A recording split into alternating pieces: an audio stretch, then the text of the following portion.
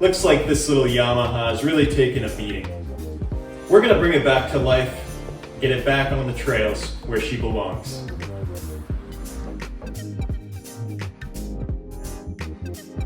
This is my very first motorcycle. It's a 1978 Yamaha DT175.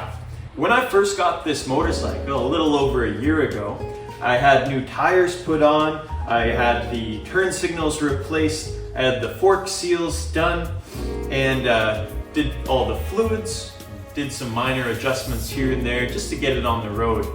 And then I rode it around for a while and it was absolutely fantastic. Parked on the mean streets of Vancouver, didn't take long before it was stolen. The thief ripped off the side panel, hot wired the wires together, and then went for a little joyride. He didn't make it very far before stashing it in a back alley, maybe crashing it and breaking this bezel. I'm not really sure what happened there. But he parked it right in front of a fire exit door, and so it was impounded.